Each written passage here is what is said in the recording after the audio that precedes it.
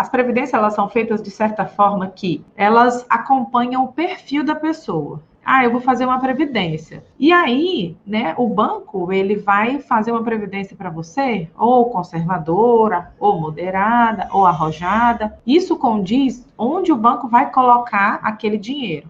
Eu quero uma previdência mais arrojada. Então, 70% desse dinheiro o banco pode aplicar ele em renda variável. Não, eu quero uma previdência mais conservadora. Então, o banco vai pegar aquele dinheiro e colocar em renda fixa, né? No Tesouro, em CDBs, em LCIs. Então, o banco ele vai fazer investimentos com o seu dinheiro. Só o que acontece é que na previdência privada ele vai te cobrar uma taxa de administração para fazer isso e também ele não tem aquele compromisso de rentabilidade com você. Por exemplo, eu contratei uma previdência privada com o retorno de rentabilidade de 4% ao ano. Se rendeu só 3%, o banco, olha, tá aí seus 3% do que rendeu. E geralmente, a maioria das previdências, quando alguém vai vender uma previdência para você, eles vendem uma previdência conservadora. E o que a previdência rende? Ela vai render próximo do CDI, próximo da taxa Selic,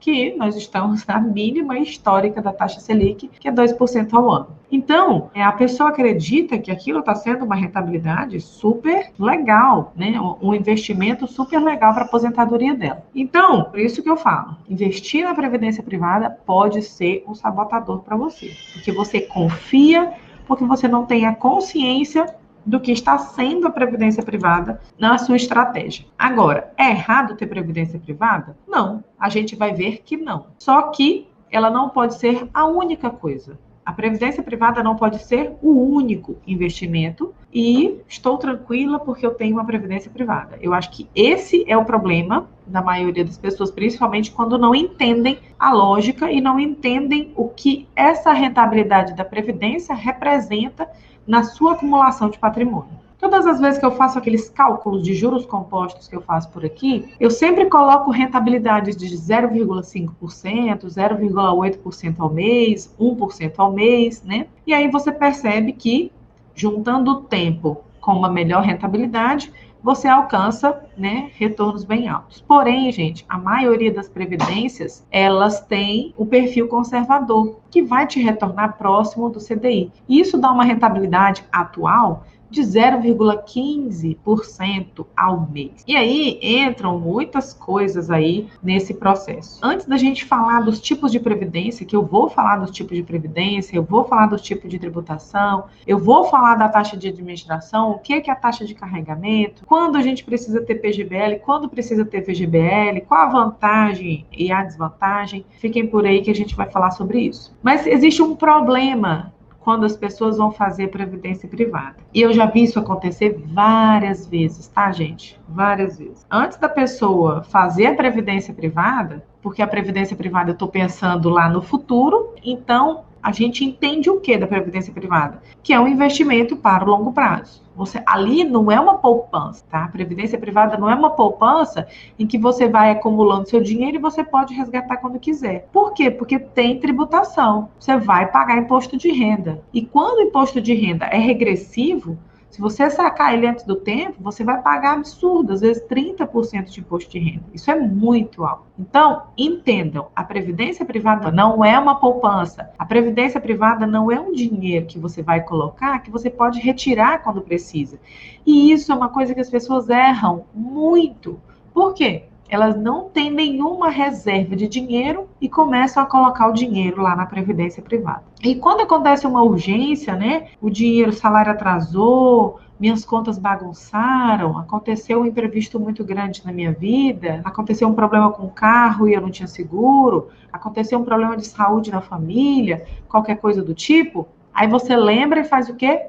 Tem minha previdência privada. E você vai lá e quer resgatar o dinheiro. E como você não entende da tributação, você solicita o resgate. Quando o imposto de renda come lá, aí você, poxa vida, olha o tanto de dinheiro que foi para o imposto de renda. E eu não estou falando uma história que eu ouvi só uma vez, não. Eu já ouvi assim várias vezes. A pessoa coloca lá o dinheiro na Previdência e ela acha que ela pode retirar aquele dinheiro quando ela precisar. Não funciona dessa forma, tá, gente? Então, antes de você ter Previdência privada, tenha a sua reserva de emergência. Por quê? É aquele dinheiro de reserva que é para imprevistos. A sua Previdência é para o longo prazo. É a mesma ideia de investimentos. As pessoas falam assim, Suzana, eu posso começar a investir por longo prazo se eu ainda não tenho reserva? Não, né? Não dá. Você primeiro tem que ter a sua reserva.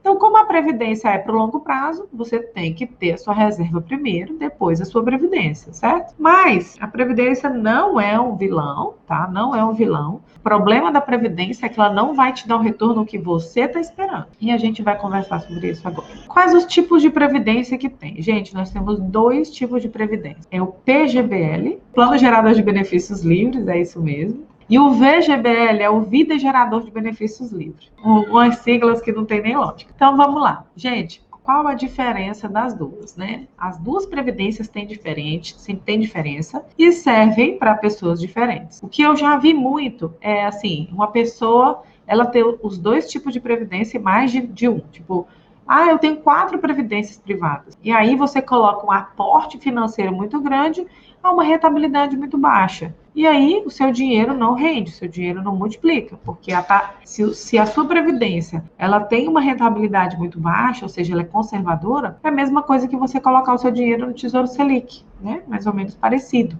Ela vai te retornar aí 2, 3% ao ano, né? No máximo, uma renda fixa um pouquinho melhor. Então, 2, 3% ao ano para uma acumulação de patrimônio é muito pouco, tá, gente? Muito pouco.